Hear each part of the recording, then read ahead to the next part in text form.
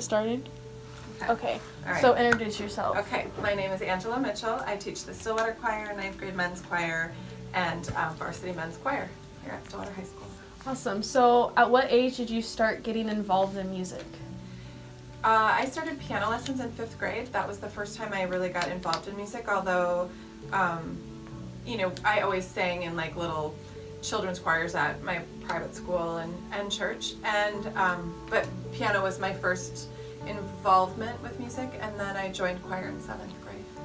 Okay. How has music impacted your life? Wow, it was such a big part of my life, especially playing the piano. I loved that from the minute I started lessons. So I remember playing songs with friends and like learning things that were harder than I could read, but also taking these piano books home and like turning the pages so that I could play 2 notes at once, because I could not wait until I could play 2 notes at once and like make a chord. I just loved it. So I would play, and then when I got to like 7th grade, I'd bring home all my choir songs and I would like play the accompaniment for them and all of that. So I mean, it really, especially the piano, I think being able to play and being able to have that as an outlet when I was stressed or tired or happy or sad, it was just a big part of my growing up in high school and in college. Great. Okay. How do you feel you have impacted others with your music?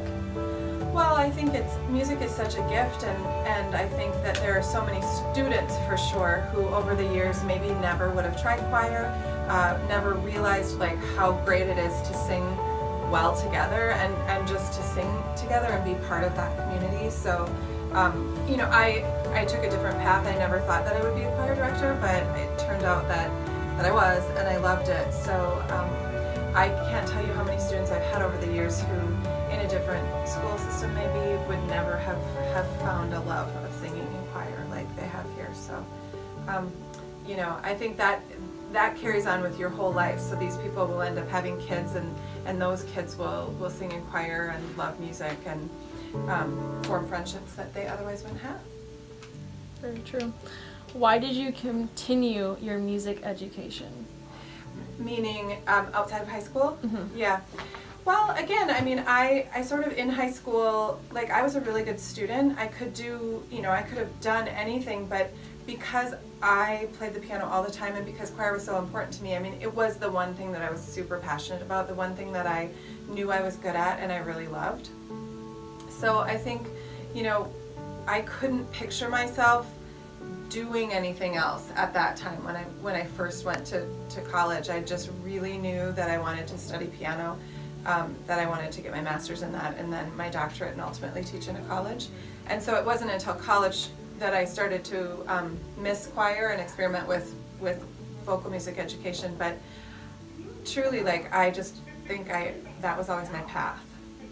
Some days I wonder what would have happened if I would have done something different, but yeah. Okay, last question. In what ways do you think music education helps your students academically and socially? Well, certainly socially. It's such a wonderful space. Again, there's no other place, I think, where everybody has to work together in order to create the product.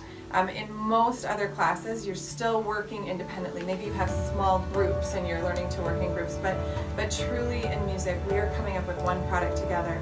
And so that means kids who otherwise might never cross paths or be friends or come from way different backgrounds, way different family backgrounds, way different economic backgrounds, way different political backgrounds, all are working toward the same goal.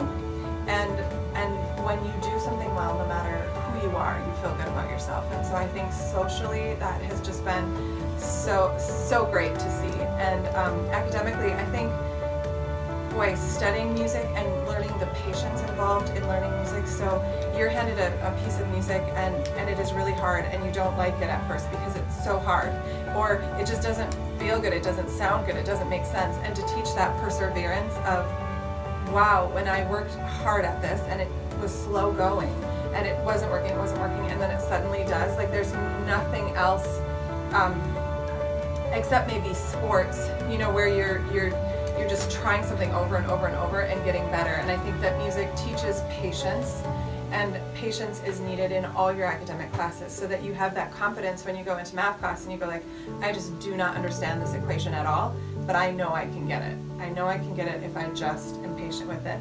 And certainly, you know, there's been tons of studies about how music helps with math and music helps with all of those things, but I think what it really helps with is it teaches you delayed gratification. And if you're okay with not being great right away, that carries in every other aspect of your life to work hard and go like, if I want to do this, I can do it. Awesome. Thank you so much. You're welcome.